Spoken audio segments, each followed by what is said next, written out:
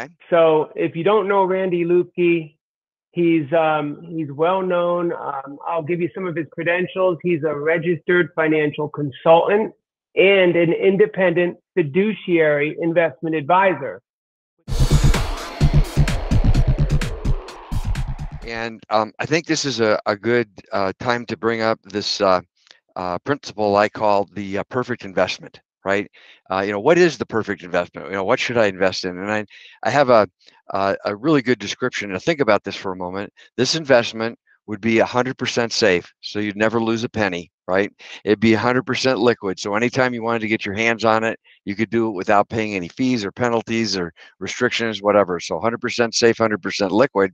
And the perfect investment would be getting, unlimited rate of return. So let's just say 100% rate of return. And all those returns would be 100% tax-free. And to boot, it would be 100% passive, meaning you don't have to do a darn thing to get it, right?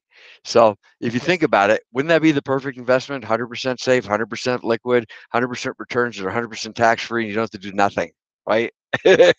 Absolutely. Right. So the point is, and I can see by the smile on your face, and anybody listening to this would say the same thing.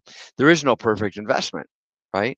And so you have to know that whenever you're making any investment, you have to be willing to compromise something to get what you want, right? So maybe I'm willing to compromise some liquidity to get more safety, or I'm willing to compromise safety to get higher rates of return. But I always got to be willing to give up something to get what I want. So Yeah, please. another principle I talk about is there's only three things that you can do with your money, period, right? You can spend it, you can lend it, or you can invest it. So you can spend it, lend it, or investment, right? So everybody knows what spending is, and we won't get into the nuances of that, but there are some financial implications besides just, your money's gone.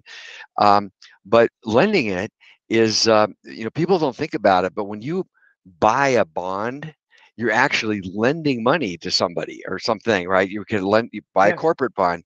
The financial services industry is very good at coming up with these euphemisms that make people feel very positive about doing something, right?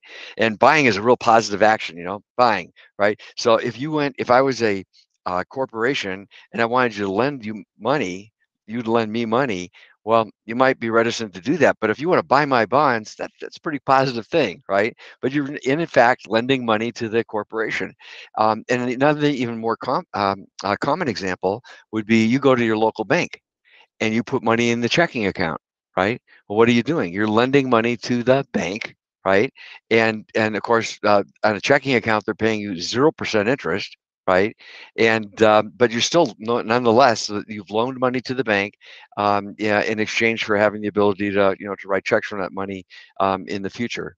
So getting back to the simple investment, you can buy bonds today. Uh, Right, and then we're talking about December 16th, 2022. You can get like a 3-month treasury bond that's going to pay a 3% interest rate, right? Now, the reason I'm pointing that out, let's go back to my 5 qualities of perfect investment: 100% safe, 100% liquid, so on and so forth. So, is a bond, you're loaning money to the federal government of the United States, biggest country in the world, right? So, is it safe? Of course it is, right? Is it liquid?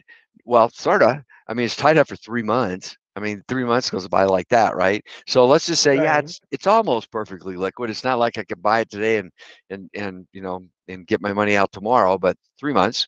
The rate of return, it's not 100%, but it's 3%. And after the last 10 years of watching 0% interest rates, 3% looks pretty darn good, right? And it is risk free and it's passive, right? I don't have to do a thing. I just have to buy the bond. I'm going to get paid 3% interest, and I just got to hold it for 3 months. So that might be a good option, right? Yes. Alternatively, if they wanted to invest in securities, again, small amount of money, young person, just invest in the broad market like the S&P 500 through an ETF, exchange traded fund.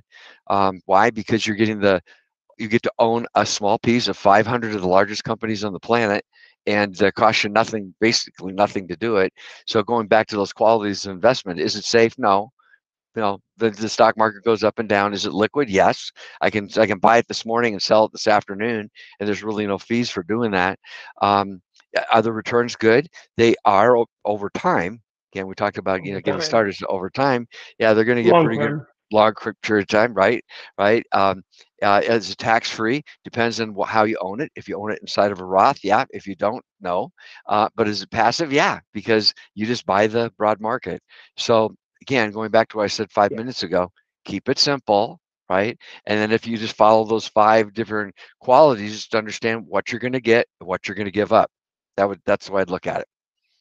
Sounds great. So just a little summary for someone that's just getting started.